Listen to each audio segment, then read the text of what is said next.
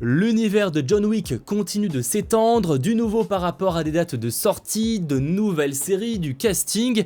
Bref, bonjour à tous, c'est Mathéo et on se retrouve pour une toute nouvelle dose d'actualité cinéma et séries. Et non, l'actualité ne s'arrête pas malgré les vacances, malgré la chaleur, il fait extrêmement chaud et on débute directement avec du John Wick. Vous savez sûrement que l'univers s'est déjà étendu avec évidemment 4 films, ça forcément centré sur le personnage incarné par Keanu Reeves. On a également eu le droit en 2023 à un spin-off série, donc en 3 parties disponible en France sur Prime Video, sur le Continental, sur l'origine de cet hôtel pour Assassin.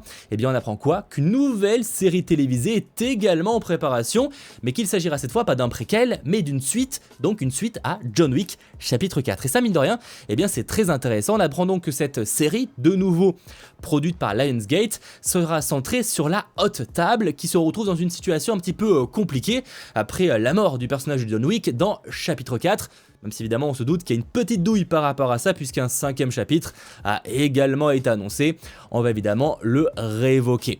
Apparemment la série ramènera à la fois de nouveaux personnages qu'on n'a encore jamais vus dans la licence, mais également des anciens. Alors c'était en partie déjà le cas avec le Continental, mais forcément en se passant vraiment dans le passé, c'était vraiment un tout nouveau casting. Là, étant donné qu'on part vraiment sur une suite directe, on peut s'attendre à des acteurs qu'on a déjà vus du côté du cinéma.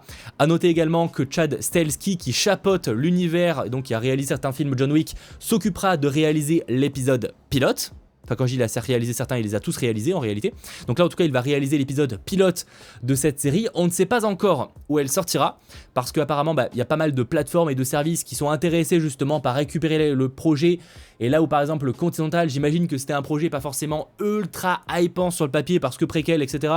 Là, on parle quand même d'une suite directe à John Wick chapitre 4. Donc déjà, je pense que les attentes sont un peu plus élevées. Donc il y aura à mon avis plus d'enjeux financiers, peut-être plus d'intérêt, on va dire, à récupérer le projet. En tout cas, on peut aussi se poser la question par rapport à Keanu Reeves. Est-ce qu'il sera donc présent, histoire de teaser son retour dans le 5e chapitre?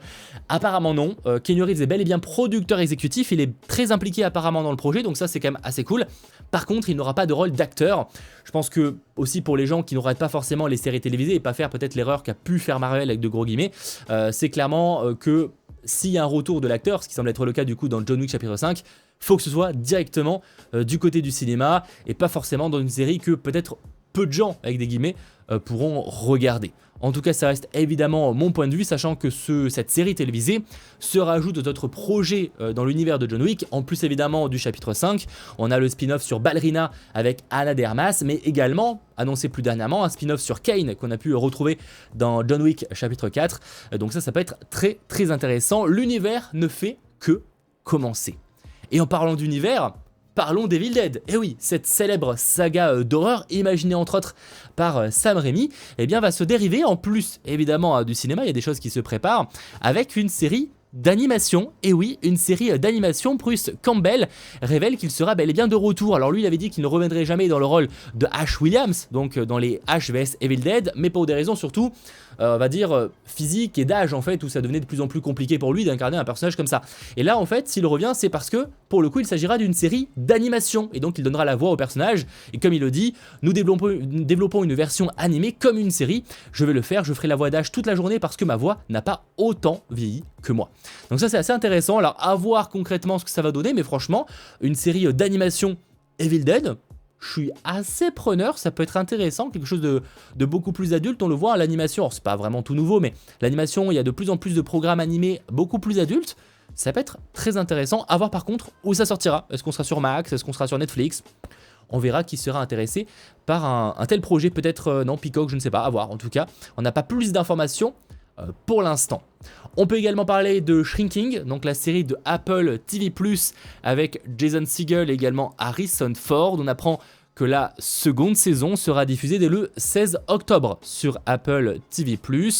Plus en vrac, on a aussi une confirmation par rapport à House of the Dragon. Alors je vous renvoie vers ma vidéo dédiée sur l'univers Game of Thrones et les prochains projets en préparation, si vous venez de terminer la seconde saison de House of the Dragon. Mais retenez que oui, c'est confirmé, eh bien la série aura au total 4 saisons et donc se terminera avec sa 4e saison dans quelques années. La production de la 3e commencera début 2025 pour une sortie visiblement en 2026, et si on reste sur un rythme tous les 2 ans, ça voudrait dire du coup que la saison finale de House of the Dragon devrait sortir en 2028. Évidemment, il peut s'en passer des choses d'ici là, mais ça semble être le plus probable. Il y a en tout cas beaucoup de choses encore à raconter, sachant qu'une bataille majeure des bouquins devait être à l'origine présente dans la saison 2, mais elle a été écourtée pour différentes raisons, et donc ils ont reporté cette bataille à la saison 3, et c'est en partie aussi pour ça que le final de cette saison 2 est un peu décevant. Alors certains diront que c'est pas le cas, ça c'est un gros débat, je sais en tout cas qu'elle est très clivante, mais c'est vrai que elle se termine un petit peu étonnamment, pas avec une grande bataille ou autre,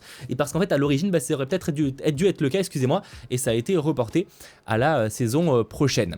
Côté casting, on a aussi appris que Jenna Ortega, qu'on ne présente plus, Mercredi Adams évidemment, et qu'on retrouve dans plein de choses, notamment les Scream aussi par le passé, dans Beetlejuice 2 également, et bien étant pour parler pour rejoindre le film de J.J. Abrams avec Glenn Powell. Alors on n'en sait pas grand chose de ce projet là, à part que ça ne parlera pas de voyage dans le temps visiblement, mais c'est vrai que c'est le retour de J.J. Abrams à la réalisation après les Star Wars. Puis il n'a pas vraiment réalisé des choses, il a pu produire pas mal de trucs mais pas forcément réaliser, et j'ai assez hâte d'en apprendre plus concernant ce projet, surtout avec un casting franchement très intéressant. Et pour parler projet cette fois, on parlait Star Wars plutôt côté projet qui avance pas, mais j'ai envie de vous dire, quand on parle Star Wars, soit c'est un projet qui s'annonce, soit c'est un projet qui s'annonce pas, enfin qui s'annule du coup. Là on est plutôt dans la deuxième catégorie avec la série Lando. Alors peut-être que vous l'avez oublié parce que je crois que ça avait été annoncé en 2020, si je ne dis pas de bêtises, à vérifier, hein, mais à l'occasion d'un événement d'actionnaires de Disney, peut-être que je me trompe, mais je crois que c'était à cette occasion-là. Donc une série centrée sur Lando. Voilà, Lando, personnage emblématique de l'univers de Star Wars, qui a été incarné en plus par 2 acteurs en fonction des films, hein, donc la trilogie originelle et aussi de retour du coup dans la dernière trilogie, mais également dans un préquel, donc centré là-bas sur Solo. Donc en tout cas il y a eu plusieurs acteurs qui l'ont incarné. Visiblement on partait plutôt sur la version jeune du personnage, sauf que voilà, ce projet Lando, on s'en doutait un petit peu parce que ça fait genre du coup des années, 4 ans qu'il n'a pas vraiment été de nouveau, et en général les projets Star Wars, je sais pas, tu peux en annoncer 10, il y en a peut-être 2 qui sortent, et encore c'est côté série et encore vite fait, mais donc ouais, il n'y a pas grand chose qui sort en réalité côté Star Wars. Bon visiblement Lando on peut oublier, le projet Star Wars Lando n'avance pas, c'est en tout cas ce que déclare le réalisateur Justin Simien qui bossait dessus avec donc Donald Glover. Alors ça veut pas dire qu'il ne sortira jamais, peut-être que Lucasfilm va le retravailler, va engager de nouvelles personnes etc, et que dans quelques années on aura une nouvelle version de cette série Lando, mais en tout cas tel que pensé et annoncé du coup je pense en 2020, le projet par contre est totalement abandonné. Apparemment, selon encore une fois le réalisateur, c'était quand même assez développé, il y avait une bible, il y avait des illustrations conceptuelles, il y avait des scripts etc, mais ce n'est tout simplement plus prévu. J'ai envie de vous dire que ça se rajoute à la longue liste des projets Star Wars qui ne verront jamais le jour, ou en tout cas qui tombent dans l'oubli total. Donc voilà, est-ce que ça reviendra d'une manière ou d'une autre un jour? Et bien là-dessus, affaire à suivre. Après j'ai envie de vous dire qu'un projet Lando, est-ce qu'il n'y avait pas mieux à faire? Probablement. Bon, en tout cas ça reste mon point de vue, j'attends évidemment le vôtre en commentaire. Et pour réellement terminer, on peut parler Marvel Studios. Disney a tout simplement annoncé de nouvelles dates de sortie. Alors je vais pas forcément revenir sur toutes les dates parce que au global c'est pas ultra intéressant, c'est juste que ça rajoute les dates habituelles pour des films Disney ou des films Marvel. Mais ce qui est intéressant par contre, c'est que déjà ils n'ont pas reporté le film Blade. Il faut savoir que l'année prochaine, on a du coup 4 films Marvel Studios annoncés. Ce qui correspond pas trop d'ailleurs à la politique annoncée par Marvel de plutôt réduire la quantité de films à 2 ou 3. Là on part sur 4 films, donc déjà c'est un petit peu bizarre, mais bon, pourquoi pas. On part donc sur Captain America Brave New World, on part sur Thunderbolt, on part sur les 4 Fantastiques, et ensuite, normalement le film Blade. Et ce qui est étonnant, c'est que le film Blade est toujours daté pour novembre 2025. Pourquoi c'est étonnant? Parce qu'il n'y a pas de réalisateur. Parce que même si apparemment le scénario convient un peu plus à Marvel Studios selon les rumeurs, voilà, il est toujours pas avancé. Alors certes, le film Les 4 Fantastiques vient à peine de commencer son tournage et pourtant il sort dans 1 an. Donc peut-être que Blade commencera son tournage qu'en novembre.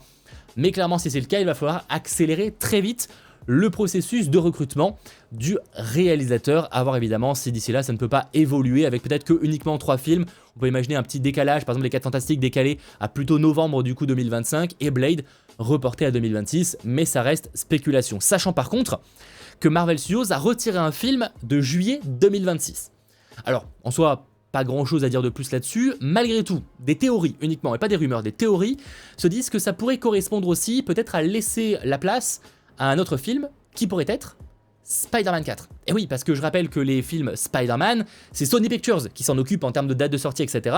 Et donc c'est à eux d'annoncer les dates. Et donc c'est vrai que peut-être que Marvel Studios a décalé et a retiré son projet de juillet 2026 pour laisser la place à un film Spider-Man. C'est la théorie du moment, autant ça n'a rien à voir et peut-être que ça sera tout autre et c'est juste que voilà, il n'y avait pas de film qui correspondait à ce timing-là. Mais la théorie est mine de rien assez intéressante et correspondrait parce que clairement 2025 ça va être compliqué pour un nouveau film Spider-Man, mais 2026 je pense que c'est à peu près ce que vise actuellement le studio. Voilà globalement les news qu'il ne fallait pas manquer ces derniers jours. J'espère évidemment que ce récap vous aura plu. Et si vous voulez plus d'informations par rapport à ce nouveau set Lego, donc la tour Barad-dûr du Seigneur des Anneaux, eh bien une vidéo complète est disponible sur la chaîne avec plein d'informations sur l'univers. C'est très intéressant. Je vous renvoie vers cette vidéo en haut à droite. Bref, à très vite pour de nouvelles actualités, notamment ce week-end avec la D23, donc un événement de Disney qu'on va suivre en direct et vous retrouverez le planning très bientôt sur mes réseaux sociaux. D'où l'intérêt de m'y rejoindre. Allez, ciao tout le monde.